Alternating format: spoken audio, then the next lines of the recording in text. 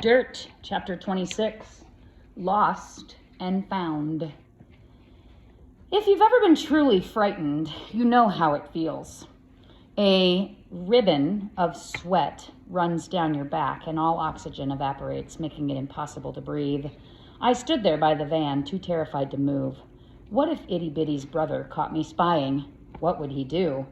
I didn't know what was in the van right in front of me. The petting zoo flyer showcased a tiger, but it was really possible to keep a wild animal. Was it really possible to keep an animal like that in a petting zoo? Gathering up my courage and recovering my breath, I listened carefully again for any sound from inside. I might have heard a faint rustle and then a distinct baying that must have come from a sheep. No roaring tiger and no sounds at all indicated dirt, but I had to be sure. The van's door was padlocked shut. The steel lock was hanging from a chain securing the back door, but it wouldn't budge when I tried to pry it open. The van rocked again, this time with more force, and suddenly I heard what I'd been waiting for so long. A soft whinny, a blustery bray, a stomping of impatient hooves. Was it my imagination, too good to be true? And just as I was about to jump up and down with pure joy, I heard a man's gruff voice. "I told you, Jolene, we gotta get all packed up and ready to be out of here first thing, so pick it up, why don't you?" I swallowed hard and scooted behind a thick-trunked tree, then backed up slowly to another one and crouched down low all over again. The bottom branches were covering me, but I could still see all the way through. This time my worst fears were coming true. Itty Bitty's brother was walking quickly right up to the white van with some woman at his side. Mrs. R.? The woman hobbled next to Carlo in impossibly high shoes, and her platinum hair was teased to the high heavens, reminding me of a cotton candy treat. "Hurry up, woman!" Itty Bitty's brother was clearly annoyed, and I saw his companion stop to adjust her tight jeans that looked painted on. I couldn't see their faces, only the backs of their heads. "If we're not there by 4 a.m., there's no deal." Carlo was tugging on one of her arms. To my horror, I could see a large hunting knife laced to his belt. It glinted in the afternoon sun as if alive. The boss man up there is meeting us with the cash and is willing to buy the whole lot without any health records. But if it's going to happen before dawn, we've got to get a move on. Who was the boss man? Who was Carlo selling all the animals to? Then the woman trotted to catch up, and when she got close, I saw that they were both carrying cardboard boxes of some kind. Probably, hopefully, some kind of feed. Carlo tugged at the padlock and turned it with a tiny key. I heard a familiar whinny, then a nicker, then a full-blown neigh. It took every ounce of self-control not to fly to my pony's side right then and there. I couldn't see much when they entered the van. I did hear clearly, however, the woman's high-pitched squeal. "Oh, Carlo, this is disgusting! I can't stand the smell!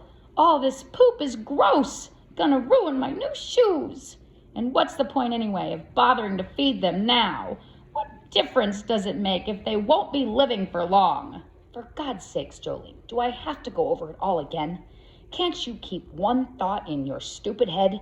The factory won't buy anything in bad shape, any animal that's sick or dead. Is this really so difficult to understand? Who cares anyway? Just do what you're told so we're ready to get out of town right after the meetup." I thought I might faint right then and there. They were in and out of the van in a few minutes. I watched as Jolene stumbled out the back door. Her cotton candy hair was a mess, and there were 2 huge brown stains on her knees.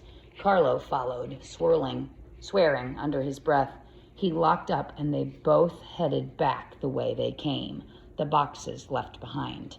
"Darn!" Carlo yelled, suddenly stopping mid-step. To my horror and dismay, I'd hoped that they'd be gone for good, and I'd never see either of them again. "Forgot to attach the hitch." "Carlo, you promised me this would only take a few minutes." The woman had stopped to rub her feet. Itty Bitty's brother looked at her with disgust, then shook his head slowly. "Never mind, I don't have the patience right now anyway. I'll deal with the hitch later." I still don't know why we had to feed them tonight anyway. It's not like one night is going to make a difference. Jolene whined as they started out again. "Shut it!" Carlo was already walking again. Didn't I just say not another word? Hurry up and don't be complaining about every single little thing. You don't want me to show you what for, do you? Because one more word and I will. Jolene followed him silently until they both disappeared. I knew they still might return again at any time. I couldn't afford to relax for 1 second, so I ran to the van and jiggled the padlock once, then twice, but it remained stubbornly closed. No key in sight. I banged on the door in frustration, then remembered who was inside. The last thing I want to do is frighten him, or any other animal for that matter. Dirt. I pressed my lips against the crack in the van's back door. Dirt, I'm right out here. I'm outside, and I'm going to rescue you, I promise. I'll figure something out. Cross my very own heart. I'll get you out of there. While the padlock still loomed as a challenge, I had a few good ideas. My father's friend's lock-picking instructions could certainly come in handy now. So I searched my pockets for the safety pin or something else that might work, but there wasn't anything useful to be found, nothing at all. My next idea was bolder, something I'd never tried. What if I banged the padlock open with my own brute strength? But I'd have to find some kind of tool, something heavy and sharp. I flashed on what Carlo had said to Jolene right before they started back home, something about a hitch for a trailer that he left behind, and I knew that car hitches were made of iron, the perfect instrument for my plan, so just maybe I could pound the padlock open with the hitch that Carlo had left by the van. I found the hitch leaning on one of the van's back tires, but when I tried to pull the darn thing up in the air so I could use it to smash open the padlock, I figured I was in big trouble. There was no possible way. The hitch was huge and it wouldn't budge, despite my considerable strength. So I picked up a rock that was shaped like a fist and smashed it down on the padlock as hard as possible. The noise echoed loud as a rifle shot. I knew the noise might draw Carlo back, but I had to risk it. No choice. I hammered away like there was no tomorrow. The padlock swung under the force, but it didn't splinter the way I'd hoped. For a frantic second, I couldn't figure out the next step. And just as I was about to sink to my knees, I saw the van's back door start to wobble off its hinge. Encouraged, I ran back a few steps, then leapt ahead at full tilt, kicking the door with my foot. It jiggled and then it fell open at the corner, just an inch or so. But when I kicked it again, lo and behold, the door fell almost all the way to the ground, and I waited, trembling for the imprisoned animals to jump out along with my dirt, but the opposite happened. To my surprise, there wasn't a single sound or movement of any kind. So slowly, holding my breath, I craned my neck and looked inside. I was shocked by what I found. The tiniest lamb cowering by its mother, both of them covered with hay and grime. I shivered, but still I didn't stop climbing up into the van. Holding back my tears, I stepped around the poor animals and forward into the dim, and at the far end of the van I heard that familiar sound. My pony was crying out for me. He knew I was there. I lunged toward his voice, tripping and falling on the van's floor. Something soft nibbled at my ankle, and despite myself I shooted away. The only goal was to get through the dark all the way to my dirt. I was weeping then, my face swimming with tears. I lunged again, aching to call out my pony's name. I could hear his whine. Something raised its head in a wire crate. It growled and then dropped back down again. I held on to one wall and inched myself around a black dog or a large cat. It lay on one side, panting. I wanted to stop. Walking by seemed heartless, but for now, there was only one. Dirt was standing still as a statue when I finally reached him at the van's far corner. His head bowed low to the floor. It was too dark to see his one eye, but I imagined its sorrowful glance. I walked toward my pony carefully at first, then threw both my arms around his damp, limp neck. Dirt was tied to a metal hook with a thick braided rope. I could see that his mane was knotted, his fur raw on his flank where he sometimes rubbed when nervous. It had only been 4 days since I'd driven him away, but he somehow looked as if it had been weeks. Animals needed to be loved the same humans do, and I understood that Dirt was hungry, far more than for just food. As I ran my hand over his body, we both shuddered. I managed to untie the rope from the hook, but couldn't seem to loosen that piece around his neck. It didn't really matter anyway. Dirt was free now, and he was coming with me. Chapter 27, J. Harriet DVM. And so we both left the van together slowly and sadly, left the other animals as well.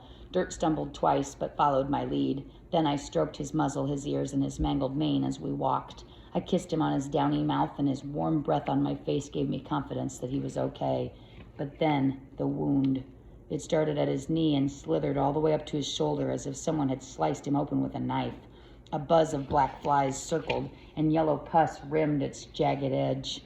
I never sobbed as hard as I did then, heaving in gulps and gasps. I sobbed because Dirt was hurt. I sobbed because I had frightened him away with the green hose on that terrible day, because we had been lost to each other, and because I had been lost to myself for so long. I knew I had to find help quickly to get my pony medicine, food, and drink, but he was so weak that I hated to make him hurry.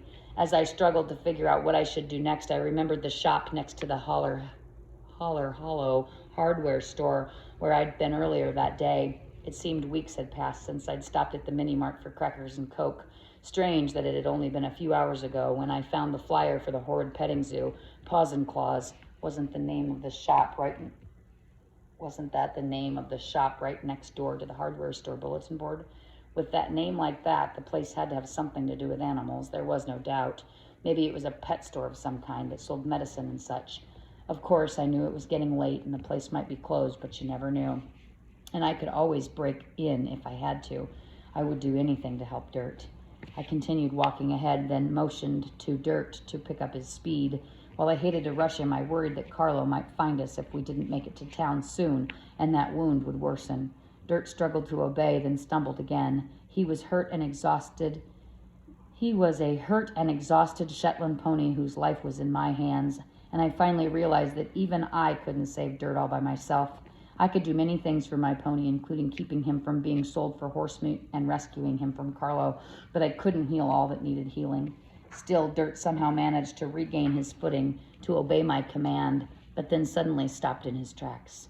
When I touched the rope still hanging around his neck, he rested his head on my shoulder while we waited together for him to regain his strength. And then we continued on all over again, side by side, both of us uncertain if we would make it all the way out of the dark woods. It must have taken us close to an hour just to cover the short dirt path all the way to the end, turn right at the bottom of the hill, and struggle 3 more blocks under the overpass. While we had to stop for another rest. Dirt was sweating then, his spotty coat moist and warm. I rubbed my pony's soft nose with one finger, still velvet, still scattered with silky whiskers. He quivered, then put his bedraggled ear to my mouth as if to listen for silent instructions. Not far, my boy. Not too much farther to go. I kept looking back quickly just to make sure Carlo wasn't following behind. It was terrifying to think that he might suddenly appear. What if he'd noticed that the van had been broken into and that Dirt was gone? What if he followed us? It was dark and not a single person was outside. Even the stores were closed. I shivered, but I couldn't panic. I had to hold my ground. Paws and Claws was there just as I remembered. A small, peeling clapboard house, probably closed for the day. Still, I motioned for Dirt to stay and walked up to the porch steps and knocked on the front door. No one answered for a moment, and then I heard a rustle, then footsteps, then a "Who in the high heavens?" and the door was flung open wide. The woman was wearing a dingy blue work shirt, blue jeans, and gray slippers worn down to the toes. Her thick white hair was caught in 2 braids, and her eyes snapped fiercely behind rimless glasses. "What on earth?" I blinked at her, lower lip trembling, and she blinked right back at me. Her name was Jane Harriet, DVM, and she was a doctor of veterinary medicine. At first, she told me that she'd have to contact my parents right away, and that she was alarmed that I was out all alone at night and that I wouldn't say a word. But then she saw Dirt behind me trying to hobble up the front steps, and she flew into overdrive. Dr. Jane cleaned Dirt's wound with ointment, brought outside from her office, and spoke to him in a quiet, gentle tone. Then she took my arm with an iron grip and pulled me out of Dirt's line of vision, as if not to upset him. "Don't be a ninny," Dr. Jane hissed. "If you don't tell me how to contact your parents, I'll have to call the sheriff right now. Now spit it out, rugrat, I forgot you don't speak." Dr. Jane wasn't very good at hiding her irritation. Dirt was a sick pony. Dr. Jane, DVM, told me his wound was already infected. He needed to be boarded and supervised. Did I understand this? The gravity of the situation. Was this pony mine? How did he end up in such bad condition? At this, she shot me a sharp, suspicious look. Where did I live? Did my parents know I was out where I was, all alone at night? What had happened? Who was to blame? She peppered me with questions, but of course I remained mum, nodding or shaking my head when appropriate. DVM wasn't a particularly patient doctor. Finally, slamming down her fist, something that must have hurt her quite a bit. Here's what we're going to do. Listen up, because I never mince my words. She stood up and faced me, straightening her shoulders as if entering a boxing ring. Unless you tell me who your parents are and what happened to this poor creature, I'll immediately call the police. This pony's been mistreated, and children don't usually knock on strangers' doors all by themselves. And looks like I'm not going to get an answer from you. I looked right into DVM's face and understood right then and there that she was two people, Dr. Jane and DVM. Dr. Jane was much nicer. You wouldn't want to mess with DVM. Well, her hands were on her hips. It was clear she meant business. How could I respond when I didn't speak? How could I let her know where I'd come from, what I'd been through, what I'd seen? I had to make her understand. All at once, my mother, my father, Hayward Prune, the authorities, foster care, the dying animals, my lost pony in terrible pain, crashed down over my head. I opened my mouth, and I put my hand on my chest. It was hurting so much that my teeth chattered. Silence had always protected me from falling apart, from keeping the past from storming loudly back into my life. And yet Dirt was sick and needed good care. I would do anything to help him, no doubt about that. So I sidled up close to my pony, my back to DVM, and nuzzled his face the way he always nuzzled me. Then I spun around again and motioned with one hand, indicating that I needed paper and pen. I would give DVM the information she needed. There wasn't just one way to communicate the truth after all. I wrote down the Prattles' name and phone number, and that Mrs. Prattle had written down for me on my first morning of foster care. I shared this with Dr. Jane, not because I wanted the Prattles to pick me up, but because Dirt needed treatment. I'll contact them immediately, but your pony will have to stay here for 2 weeks or so, and then we'll see. I'll board him with the other large animals in my barn near the house. Someone's always there, even when I'm at work. That way we can make sure that he gets the necessary care. I nodded. If Dirt needed to board with Dr. Jane, then his health had to come first. I had thought that bunking in the little crooked house with Dirt was best for both of us. I had been wrong. Defeat washed over me, almost buckling my knees. There was no bringing Dirt back to the little crooked house now. Dr. Jane tied Dirt to her porch post with the loose piece of rope still around his neck and ushered me inside. She sat us down together in her cramped living room, me in a tan leather armchair. It was clear that she meant business. I need to know why this animal's been mistreated and who's responsible. I motioned for the paper and pen again, and next to the Prattle's name and address wrote, Mrs. R's Exotic Petting Zoo. When Dr. Jane read my words, I thought she might split a gut. Her face flushed red, and she took off her glasses and rubbed her eyes. She told me that Carlo was a known criminal. He had been in trouble with the law several times before, but the petting zoo scheme was something new this fall. She'd found out about it from the flyer on the bulletin board next door and sent in a complaint to the local Humane Society. Dr. Jane thought it was possible that there was a warrant out on him. It was no wonder that he was trying to sneak out of town. I nodded. I had to make Dr. Jane understand. It wasn't just the zoo that was a problem. It was Carlo and his evil factory plan. I grabbed the paper I'd just written on and jotted down more. Animals will be sold to a factory at 4 a.m. 4 a.m.? Why that early? Dr. Jane looked confused, and then her expression turned to thunder. By law, any factories making use of animals must have documentation, health history to ensure there aren't any transmittable viruses or the like. After all, body parts can be dangerous if infected. I must have gasped because Dr. Jane's voice immediately softened. It's okay, Rugrat. That's not going to happen. You've done something good here. Believe me, I'll be on the phone with the sheriff shortly. But what about the others? The animals that weren't healthy enough to sell? Something else on your mind, Rugrat? Dr. Jane was studying my face carefully. She looked confused. I opened my arms wide to indicate that I needed more from her, more of her attention, more of her care, more help. I needed for her to find all the animals and give them refuge is the word. Dr. Jane just patted my head quickly and took out her phone. I could see that she was about to call the sheriff as promised. First, I'd have to tell her about all the others. I grabbed one of Dr. Jane's hands and placed it on my chest. My heart was cantering so hard that I was out of breath. Again, she looked confused. Feeling okay, Rugbrat? I was not okay. I had to do something to make her understand and act. I reached for the pen and paper. I would write everything that was still alive in my heart. I had a sudden memory of my mother handing me her pink childhood seashell and telling me to listen. You'll hear a muffled song, she'd said. It's a family of mermaids calling each other home. All these years later, I heard the shells echo as I wrote down 8 important words in the darkest, boldest print possible. There are other animals to be rescued, too. Chapter 28, Recovery. I must have conked out in Dr. Jane's armchair for a bit because I had the strangest dream. Something about the Shetland Islands so far away. Something about a turquoise ocean and a bridge to a peaceful United Kingdom. When I woke up, Dr. Jane was sitting by my side. The Prattles are on their way, she said to me, taking my hands in hers. It won't be much longer now. I rubbed my eyes. Then I remembered where I was and why. I want you to know, Dr. Jane continued, that animal control is out there now collecting all the mistreated and abandoned critters, and Carlos is in custody. She looked at me steadily. You've done more than most adults would have. I looked away. I was going to be leaving Dirt soon. He'd be taken care of and would get better, but the two of us would never live together again the way we'd done before. When the horse trailer came to pick up my pony in front of Paws and Claws, Dirt turned to look at me. He shook his beautiful shaggy head and blinked his one eye. I inhaled his raw, salty, sweet scent, the fuel needed for me to carry on. There was a burning in my throat, and I wiped my eyes with both hands as Dirt was driven away. It couldn't have been more than 30 minutes later when the Prattles arrived.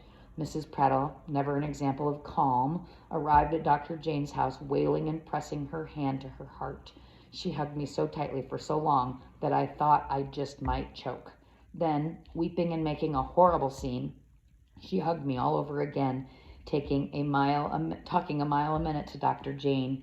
My shirt was sopping wet from Prattle's tears. Dr. Jane might have rolled her eyes at me in sympathy over one shoulder, but I couldn't be quite sure. I wasn't used to having someone see things the way I did. Finally, collecting herself, Mrs. Prattle told me that my father was doing well and had already started talking.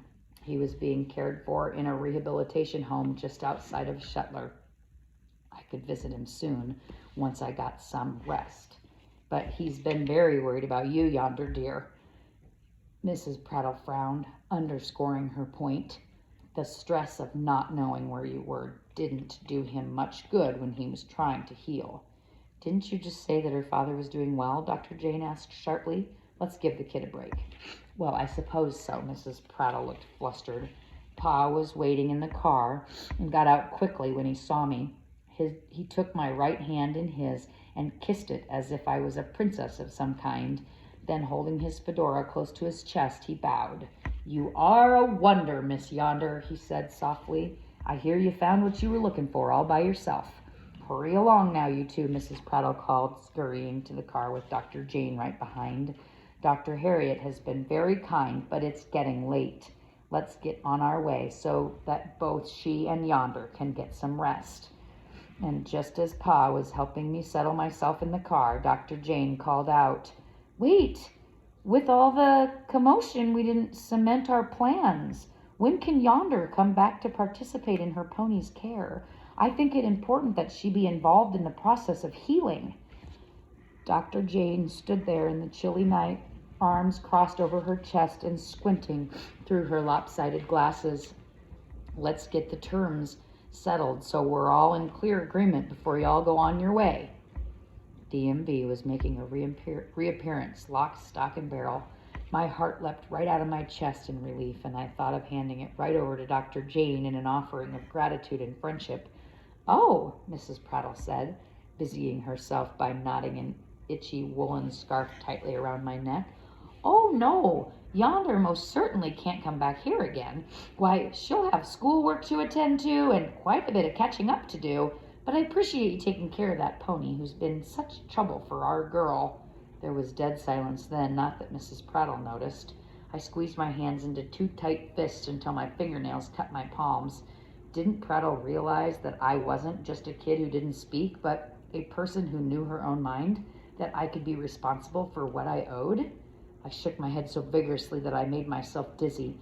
I would help care for Dirt no matter what anyone said. DVM took off her glasses and gripped them tightly with one fist. I noticed her right foot tapping on the nearly frozen ground. Then I could swear I saw actual steam rising from her ears and mouth. "Mrs. Prattle," she said through clenched teeth, "I'm not prepared to accept." Then, to my amazement, I heard a quiet voice interrupt. It was low and soft, but also firm. "Yonder has shown us all that she has remarkable courage," Pa said, stepping forward out of the shadows. "Why, if it wasn't for her, that pony would probably be dead. I've read that Shetland ponies are the strongest of all horses. Well, I think our Yonder is the strongest of all girls." "Pa," Mrs. Prattle sputtered, "I don't think—" "Not another word," Pa said, taking my arm. "Yonder and the pony will do just as the good doctor instructs. She has most certainly earned the right. The issue is settled." Dr. Jane nodded. Mrs. Prattle looked flustered, and I smiled at Pa as he helped me into the car. I waved to DVM out the window as we pulled away, and to my complete surprise, good old Dr. Jane actually blew me a kiss. You know who chattered nonstop all the way back to Shetler, but I didn't even mind? I sank into the back seat with my eyes almost immediately closing, my parka wrapped tightly around me like a cocoon. The next 2 days were hazy. I slept. I ate my meals on a tray in bed because Mrs. Prattle insisted that I get my rest. Strange, because I found myself in the same pink Foster bedroom as before I ran away, but this time I didn't feel sad. I was ready to be taken care of for a while and happy that my pony was being tended to at the same time. I slept more. I ate more. I read a horse magazine that Pa bought for me. I even had a visitor, Trudy Trumpet, but Mrs. Prattle shooed her out of the room so I wouldn't get tired out. But before Trudy left, I tried to shake her hand. I wanted her to know that I didn't hate her anymore. And as far as social workers went, I figured she really wasn't so bad. After all, there was no one else who reached out to me when I didn't really know that reaching out was what I needed. Except, of course, for Dirt. Typical of Trudy, she just brushed away my hand, laying a wet smooch on my cheek. I thought this inappropriate behavior for a social worker, but smiled weakly anyway. I had the feeling that wasn't the last I'd be seeing of Miss Trudy Trumpet. Dr. Jane called both afternoons to report on Dirt's progress and let me know how the other rescued animals were doing.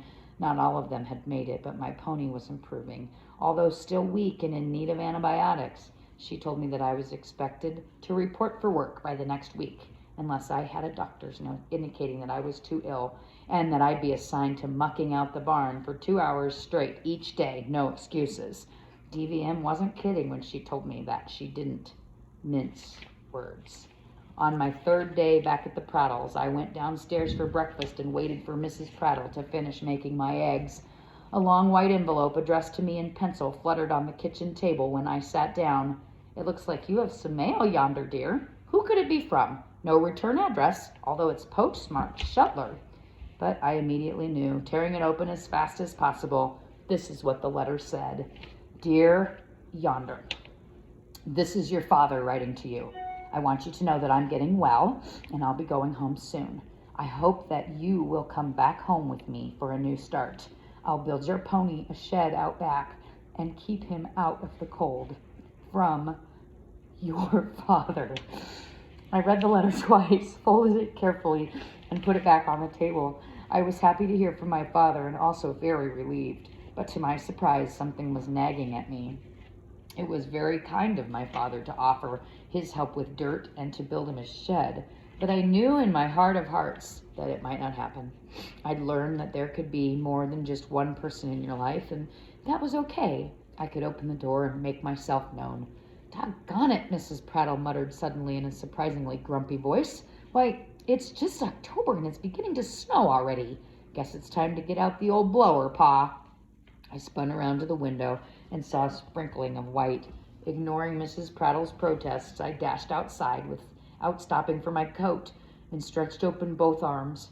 The snow was falling sideways, tinging the ground and trees silver. Tilting my head backward, I laughed, icy flakes melting in my throat.